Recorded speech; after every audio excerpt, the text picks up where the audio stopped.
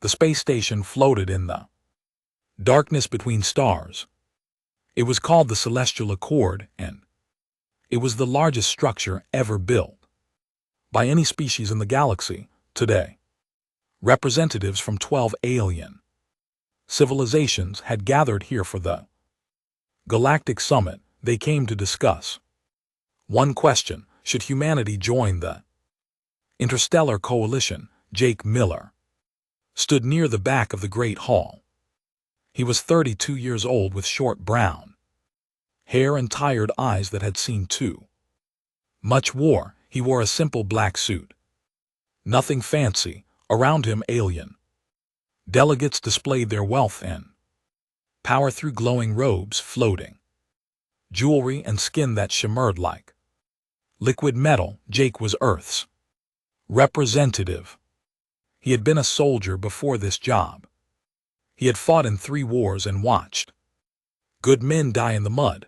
Now he was supposed to smile and shake hands with creatures who looked down on his entire species. The Athetherans were the oldest and most powerful civilization in the galaxy. They had ruled the stars for 10,000 years. Their skin was silver. Their eyes were pure white, and they moved like they were dancing. Even when they walked, they believed themselves to be gods among insects. Princess Lyra Velvani was the daughter of the Athetheran Emperor. She was over 800 years old, though she looked no older than 25 by human standards. Her silver hair fell past her waist, and her white gown seemed to be made of captured starlight. She was beautiful in a cold and distant way, like a statue carved from ice. She noticed Jake standing alone and smiled. It was not a kind smile. The princess walked toward him, and the crowd parted to let her pass. Her followers came behind her, whispering and laughing. They already knew what she was going to do. So this is the human, Lyra said. Her voice was musical but sharp. I expected something more impressive. Jake looked at her calmly. I am sorry to disappoint you, Your Highness. Disappoint me? She laughed, and her followers laughed with her. That would require me to have expectations. The first place, tell me, human, how long does your species live? 70 years. 80? About that, Jake said. How sad. Lyra circled him slowly, examining him like he was an animal in a cage. We Athetherans live for thousands of years. We have watched stars be born and die. And your people, you appeared on your little blue planet just yesterday. By our measure, you are infants. No, you are less than infants. You are insects. The other alien delegates were watching. Now, some looked uncomfortable. Most looked amused. You learned to travel faster than light only 50 years ago, Lyra continued. 50 years, we mastered that technology before your ancestors climbed down from the trees, and now you come here asking to sit among us as equals. She shook her head. It is absurd. It is offensive. Jake said nothing. His face showed no anger, no shame, no emotion at all. This seemed to annoy Lyra. She wanted a reaction. She wanted him to argue or beg or get angry. His silence made her push harder. Your species fights and kills each other over tiny pieces of land, she said loudly so everyone could hear. You poison your own air and water. You cannot even agree on simple things among yourselves. Why should we allow you into our coalition? What could you possibly offer us? The hall was silent. Every eye was on Jake. He took a slow breath and spoke in a quiet voice. I did not come here to argue, Princess. I came here to represent my people. If the coalition decides we are not ready, we will accept that decision and work harder. LRA stared at him. That is all you have to say. No defense, no anger. Words are wind, Jake said. Actions are mountains. What does that mean? It means that what we do matters more than what we say. My people have survived ice ages, plagues, and wars that killed millions. We are still here. We will always be here, whether you accept us or not. For a moment something flickered in Lyra's white eyes. Curiosity, perhaps, or confusion. Then she laughed. Again, pretty words from an insect, she said, but words are all you have. She turned and walked away. Her followers went with her, still laughing. The coalition voted an hour later. Earth's membership was delayed indefinitely. The decision was not even close. That night Jake stood alone in a corridor, looking out a window at the stars. He thought about his home, about the people waiting for him to bring good news. He had failed them. He heard footsteps behind him. When he turned, Princess Lyra was there. She was alone this time without her followers. I am curious about you, she said. Any other representative would have argued, they would have defended their species, but you just stood there and took my insults like they meant nothing. Did you want me to get angry? Jake asked. I wanted to see what you would do. She stepped closer, studying his face. You are strange human. I cannot read you. There is nothing to read, Jake said. I am just a man doing his job. No. Lara shook her head slowly. There is something else, something hiding behind those tired eyes. I saw it when I mocked you, a flash of something dark, something dangerous. Jake smiled, but it did not reach his eyes. You must have imagined it. I do not imagine things. She held his gaze for a long moment. What are you, Jake Miller? What is humanity? Really, we are survivors, Jake said. Simply, that is all we have ever been. Lyra laughed softly. Survivors, how quaint. She turned to leave, then paused. Enjoy your stay on the station. Human, try not to break anything with your primitive hands. She walked away into the darkness. Jake watched her go, then he turned back to the stars. She had no idea what was coming. None of them did. Humanity had not survived this long by being weak. And Jake Miller had not survived 3 wars by being harmless. The princess would learn that soon enough. The attack came without warning. Jake was eating breakfast in his small room when the station shook. The lights flickered. A siren began to scream loud and sharp. He dropped his food and ran to the window. Outside, in the black emptiness of space, he saw ships, hundreds of them. They were dark and angular, made of metal that seemed to eat light instead of reflecting it. They moved in perfect formation, like a swarm of insects with one mind. The void reapers had arrived. Jake had heard stories about them. Everyone had. They were machines from the dark edge of the galaxy where no living thing could survive. No one knew who built them or why. They had destroyed 17 civilizations. In the past 1,000 years, they did not negotiate. They did not take prisoners. They only killed, and now they were here. The station's defense fleet moved to intercept them. Jake watched through the window as sleek Athetheran warships fired beams of pure energy at the enemy. The beams hit the Void Reaper ships and did nothing. The dark metal absorbed the attacks like water soaking into sand. The Void Reapers returned fire. Their weapons were different, brutal.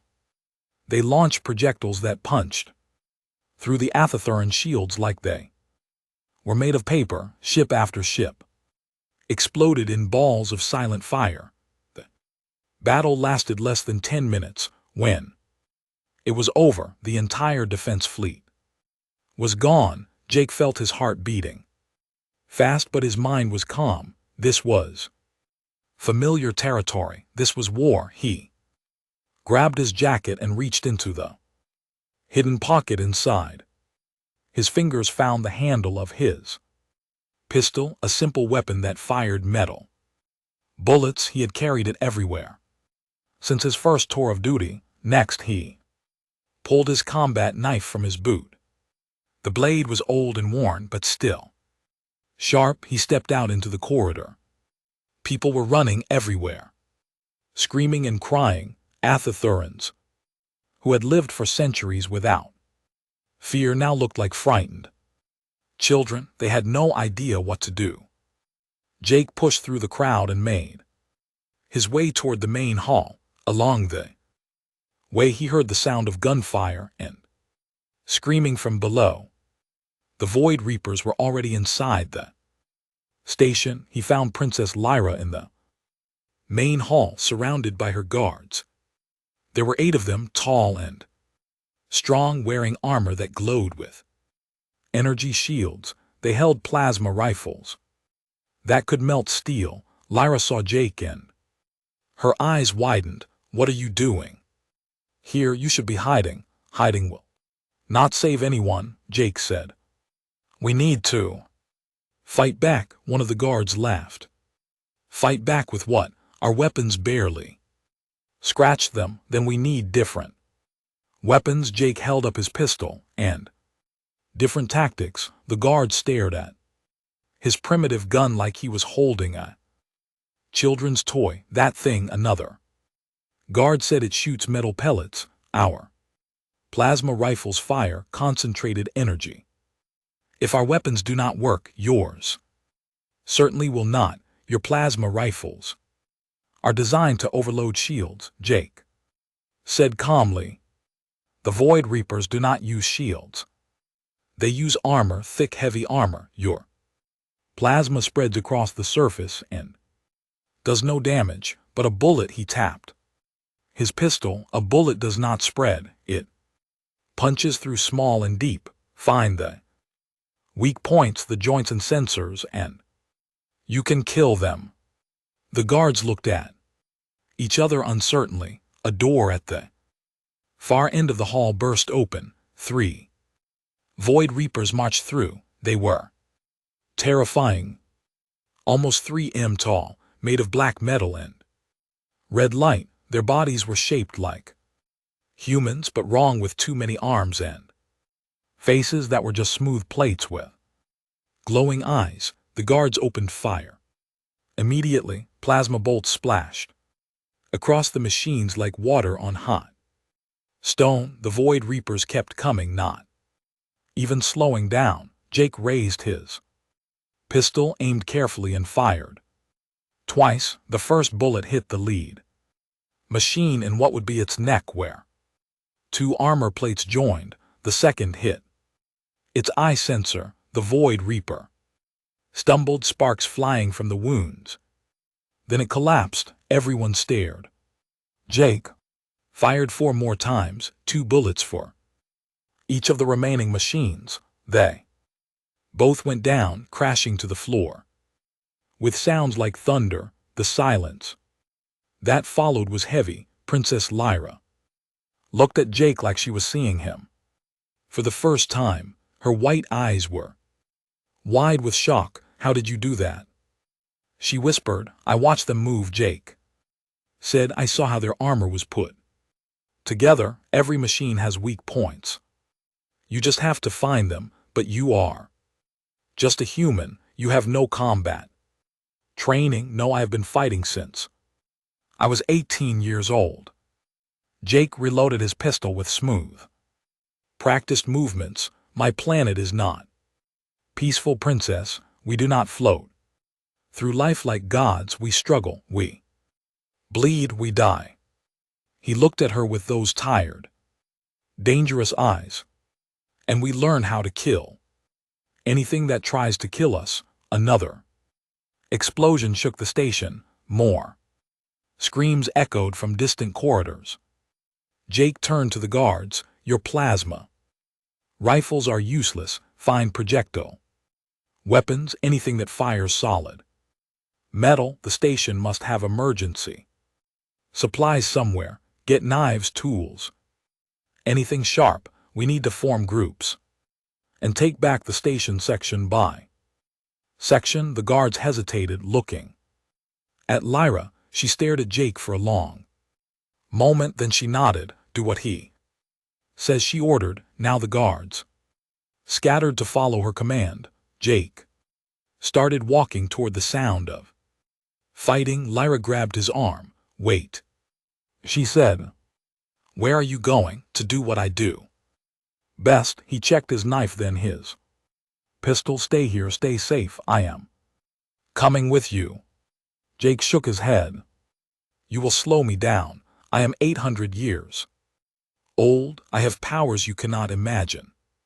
And you have never been in a real fight in your life. His voice was not cruel, just honest. This is not your world, Princess. This is mine. He pulled free from her grip and walked into the darkness, toward the sounds of screaming and gunfire. LRA watched him go, her heart beating with a strange new feeling. For the first time in centuries, she was afraid, but not for herself. She was afraid for the man walking alone into hell with nothing but a knife and a pistol, and somehow deep inside she knew he was going to win.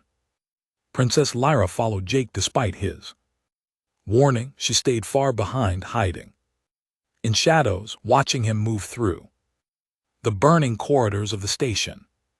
What she saw changed everything she believed about humans. Jake fought like nothing she had ever witnessed. He was not faster than the Void Reapers. He was not stronger. He did not have shields or advanced weapons or centuries of combat training. But he had something the machines did not expect: the raw survival instinct of a creature that had clawed its way to the top of a death world. He never stood still. He used the environment like a weapon, ducking behind pillars, rolling under debris, using smoke and darkness to hide his movements. When the machines fired at where he was already somewhere else. He found a maintenance tunnel and disappeared inside. The Void Reapers followed him in one at a time. Because the tunnel was narrow, Jake was waiting. He killed the first one with his knife, jamming the blade into the joint where its head met its neck. Before the second could react, he fired 2 bullets into its chest plate at point-blank range. The third machine grabbed his arm and threw him against the wall. Lyra heard bones crack. She covered her mouth to stop herself from screaming, but Jake did not stop.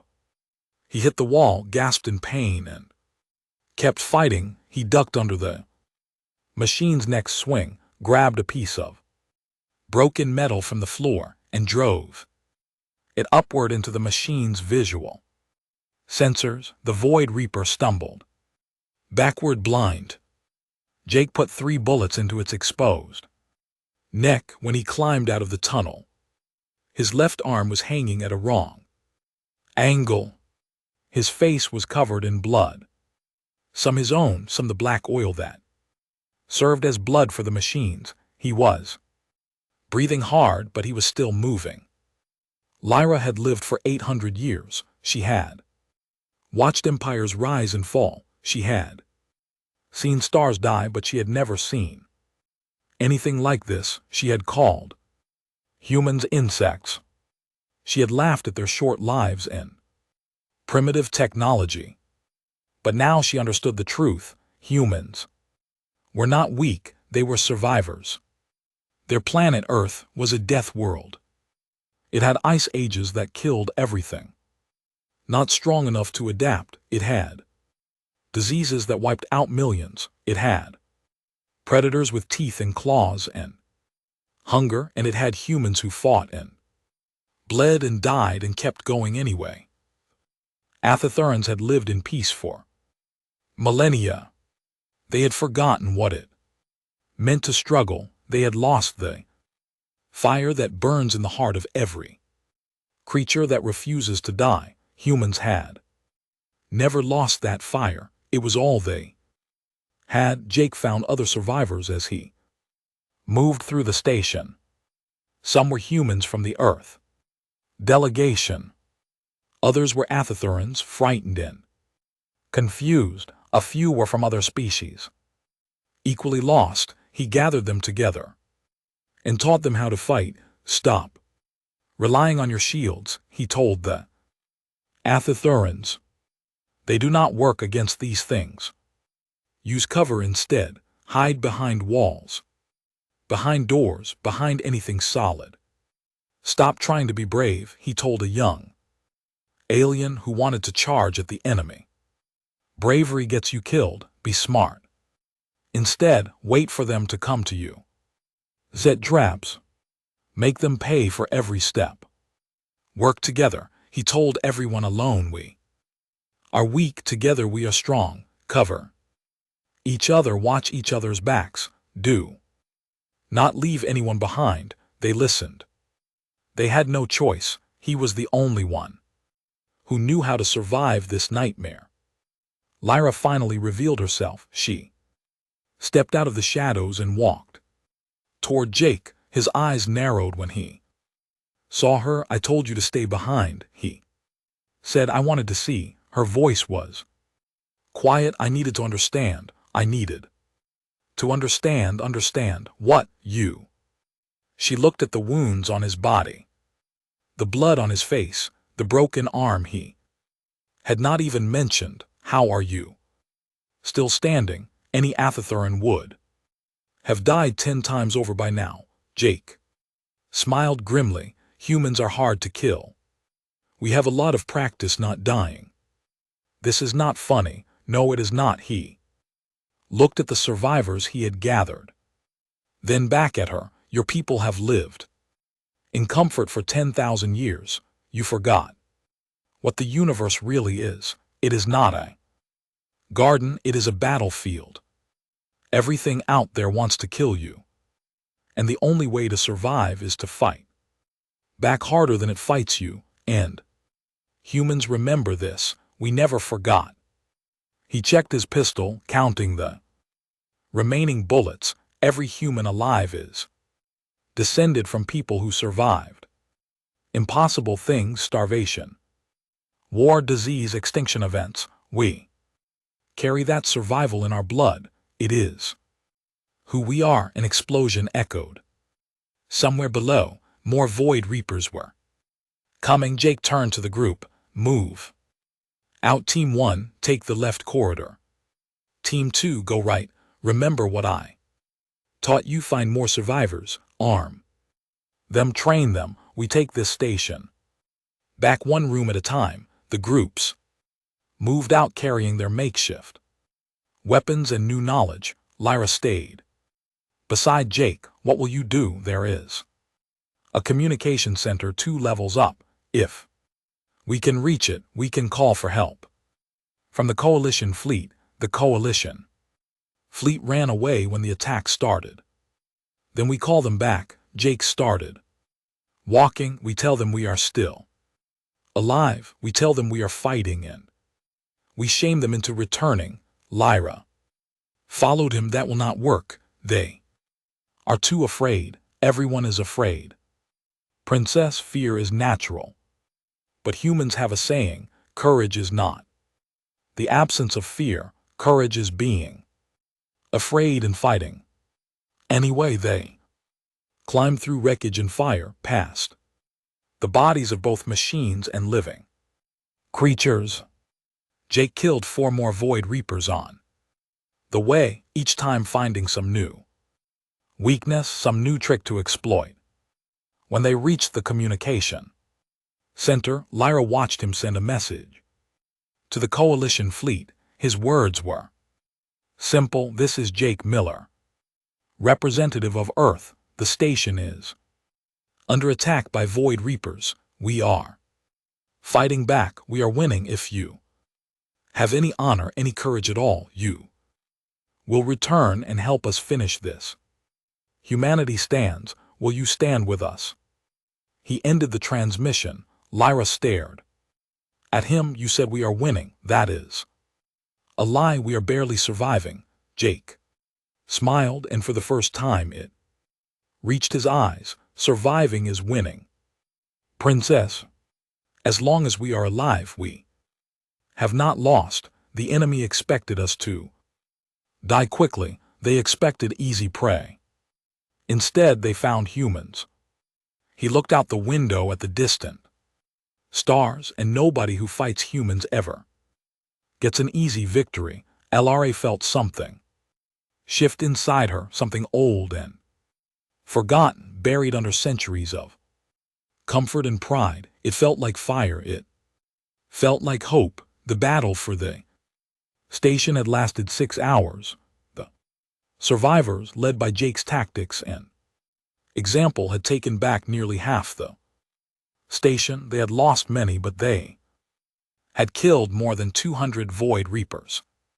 The machines, for the first time in their existence, were being pushed back. But then the Void Reaper mothership moved. Jake saw it through the window of the communication center. The massive vessel, larger than a city, was turning toward the station. A section of its hull was opening, revealing something that glowed with terrible energy. What is that? Lyra asked, her voice tight with fear. An older Athathuran scientist answered. He had joined the survivors an hour ago, and he understood the station systems better than anyone. It is a focused particle beam, extremely powerful. They are aiming at our reactor core. Can our shield stop it? The scientist shook his head. No, if that beam hits the core, the entire station will explode. Everyone will die. Everyone? Jake stared at the mother ship. How long until they fire? Based on the energy buildup, maybe 40 minutes. Is there any way to stop it? The scientist hesitated. There is one possibility. The reactor has an emergency purge system. If we activate it manually, we can vent the core before the beam hits. The explosion will be much smaller. The station will survive. Then let us do that. It is not that simple. The scientist pulled up a diagram on a nearby screen. The manual override is located in the engineering section at the very bottom of the station. That area is completely overrun by Void Reapers, and even if someone reaches the override, they must hold the lever in position for 10 minutes while the purge cycle completes, so someone has to stay there for 10 minutes. Jake said yes, and during those 10 minutes, the room will flood with radiation from the purging core, lethal radiation. Whoever stays in that room will die. Silence filled the communication center. The survivors looked at each other, fear and despair in their eyes. Jake took a deep breath. I will do it. No, Lyra grabbed his arm. You cannot. You have done enough. Let someone else. Who? Jake looked at the survivors. They were brave, but they were not soldiers. They would not make it through the engineering section alone. I am the only one who has a chance of reaching that room. You know it. Everyone knows it. Then I am coming with you. Jake shook his head. Absolutely not. You cannot stop me. LRA and LT Duncan GT, white eyes burned with determination. I have been useless this entire time. I have watched you fight and bleed while I hid like a coward. I will not hide anymore. This is not about courage. This is about survival. You are a princess. Your people need you. My people need to see that their princess can fight. She stepped closer to him. You taught me something today, Jake Miller. you taught me that true strength is not about power, or technology, or living for thousands of years. True strength is standing up when you are afraid, fighting when you want to run, sacrificing yourself for others. Jake studied her face. He saw fear there, but also something else. Something new, fire. The same fire that burned in human hearts. Fine, he said finally. But you follow my orders, every single one. No arguments. Agreed. They left the communication center and descended into the lower levels of the station. The deeper they went, the darker it became. Emergency lights flickered, bodies lay in the corridors, both organic and mechanical. The air smelled like smoke and death. Jake taught Lyra as they moved. He showed her how to walk silently, how to use shadows for cover, how to breathe slowly to stay calm. She learned quickly, faster than he expected. Why do humans fight so hard? She asked during a quiet moment as they hid behind wreckage while a group of Void Reapers passed nearby. Because we have to, Jake whispered. We do not have long lives like you. We do not have time to wait for things to get better. If we want something, we fight for it. If something threatens us, we fight against it. It is the only way we know. That sounds exhausting. It is. He checked the corridor, then motioned for her to follow, but it also makes every moment matter. When you only have 70 years, you do not waste them. You live hard, you love hard, you fight hard. They encountered more Void Reapers as they descended. Jake killed them with bullets and blade. But he was getting tired. His broken arm throbbed with pain. His wounds were bleeding again. He was running out of ammunition, but he kept going because that was what humans did. Lyra fought beside him, using her Athathuran powers.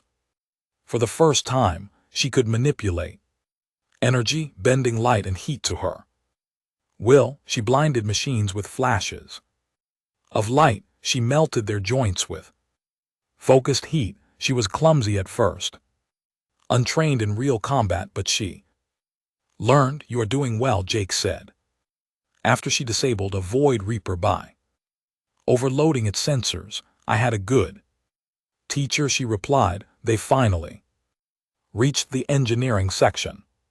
The reactor room was ahead, behind a massive door. Between them and the door stood at least 20 Void Reapers. Jake counted his remaining bullets. 7. I cannot kill them all, he said quietly. Not with what I have left. Lyra looked at the machines, then at Jake. She made a decision. I can clear a path, she said.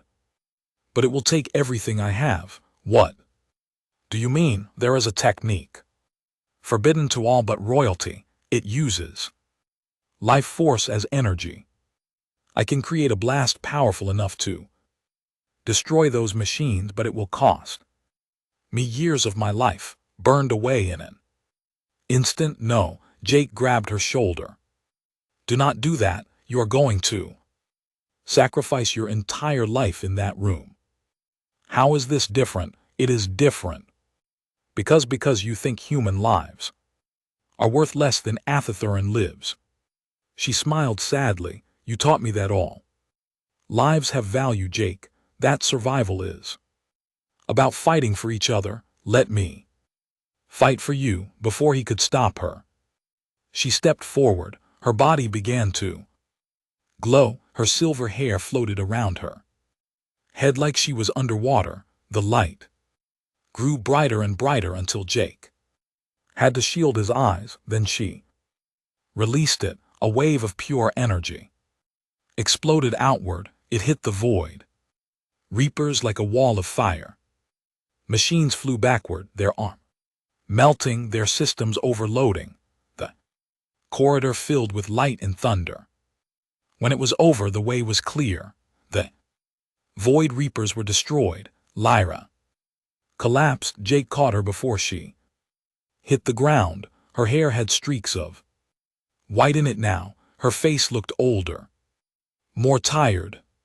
She had burned decades of her life in that single moment. Fool, Jake whispered. You brave, stupid fool. She smiled weakly. Now we are even. Go save the station. Jake carried her toward the reactor room. There had to be another way. He could not let her sacrifice be meaningless. He refused to let anyone else die today, not if he could help it. Jake carried Lyra into the reactor room and set her down gently against the wall. She was weak but conscious, her white eyes watching him as he examined the control panel.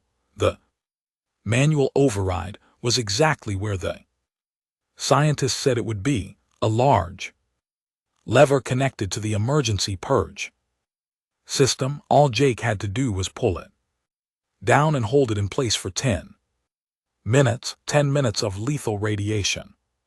He looked at the lever, then at Lyra. Go, she said weakly. Get out of here. I will hold the lever. You are too weak. You cannot even stand. Then help me stand. She tried to push herself up but failed. Her arms were shaking. Energy blast had taken more from her than she wanted to admit.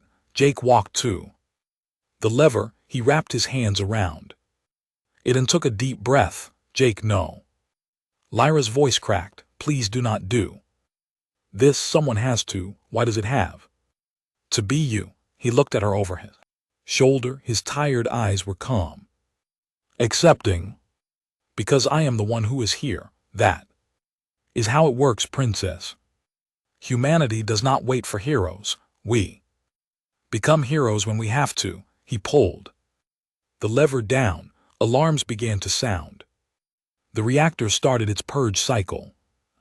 Screen on the wall showed a countdown. 10 minutes. Jake held the lever tightly.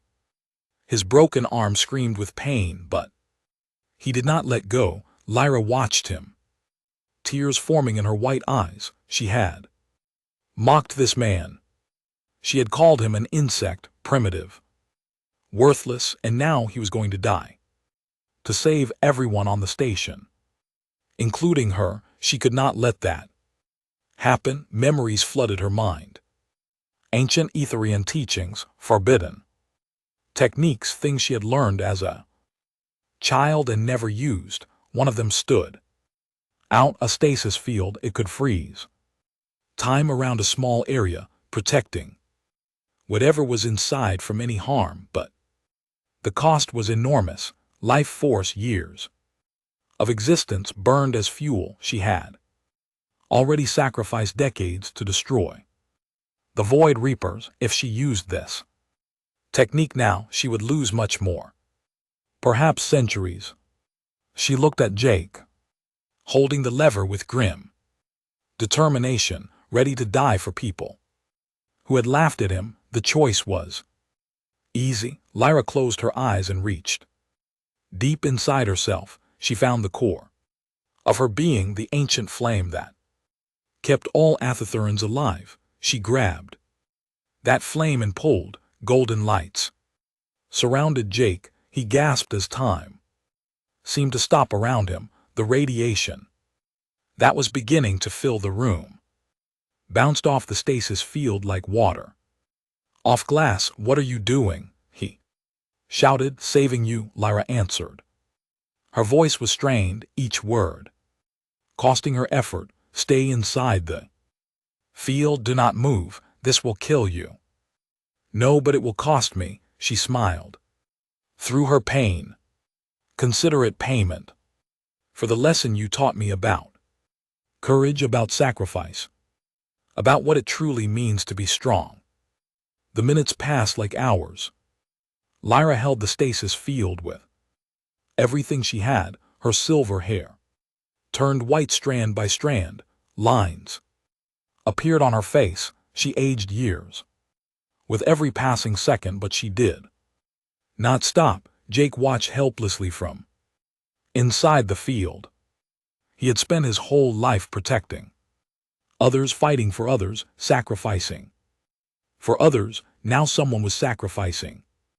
For him, and he could do nothing to stop.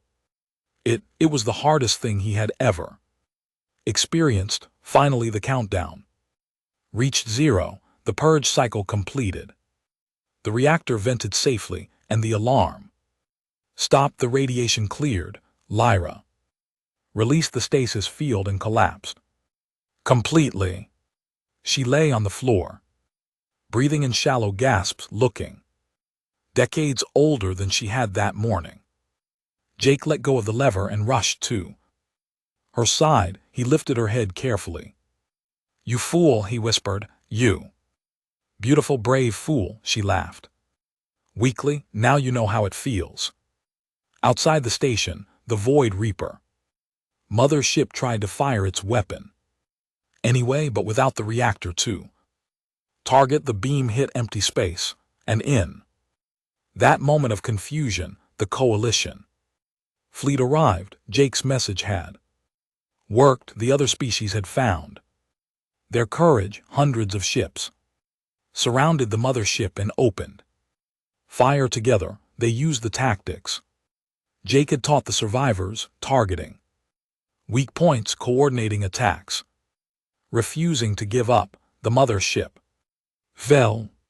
The remaining Void Reapers were destroyed. The battle was over. Humanity had won. 3 days later, Jake woke up in a medical bay. His wounds were healed, his arm repaired by advanced Etherium medicine. Lyra was sitting beside his bed, watching him with those white eyes that now carried a depth they had not held before. She looked different. The white streaks in her hair remained, and faint lines marked her face. She had sacrificed centuries of her life to save him. "How do you feel?" she asked. "Like I got hit by starship." He sat up slowly. "How do you feel?" "Old," she smiled sadly, "but alive. Thanks to you I should be thanking you. You did not have to save me." "Yes, I did." She looked down at her hands. "I called you an insect. I mocked your species and your short lives, but you showed me what life really means. It is not about how many years you have. It is about what you do with them." She met his eyes. "Humans live for 70 years and fill every moment with fire. Ethetherans live for thousands of years and spend them floating in comfort. Which life is really worth more?" Jake had no answer. He did not need one. The next week, the Galactic Coalition held a special ceremony. Every species sent representatives. The hall that had witnessed Jake's humiliation now witnessed something very different. Earth was granted full membership in the Coalition, not just membership, but a permanent seat on the ruling council. Humanity had earned it with blood and sacrifice, but that was not the most memorable moment. "Princess." Lyra stepped forward and asked to speak. The hall fell silent. "I owe this man an apology," she said, looking at Jake. "When we first met, I insulted him and his entire species. I called humans primitive, short-lived, worthless." She paused. "I was wrong." The hall was completely quiet. An Athetheran royal admitting fault was almost unheard of. "Humans are not primitive," Lyra continued. "They are focused. They do not waste time on empty pride or comfortable stagnation. They survive, they adapt, they fight." She turned to face Jake directly. "This man taught me more about courage in one day than I learned in 800 years. He showed me that true strength is not about power or technology. It is about heart." She bowed deeply to him, an Athetheran princess bowing to a human. Gasps echoed through the hall. "Thank you, Jake Miller, for saving us, for teaching us, for reminding us what it means to be alive, Jake stood and walked. Toward her he did not bow, instead he offered his hand. "Partners?" he asked. She took his hand without hesitation. "Partners?" the hall erupted in applause. Species that had never agreed on anything now cheered together. Something had changed in the galaxy that day, something important. Humanity had arrived, and nothing would ever be the same. Years later, when historians wrote about this moment, they called it the beginning of a new era, the era when the galaxy learned to respect the small, short-lived species from a dangerous little planet called Earth, the era when everyone learned the truth: never underestimate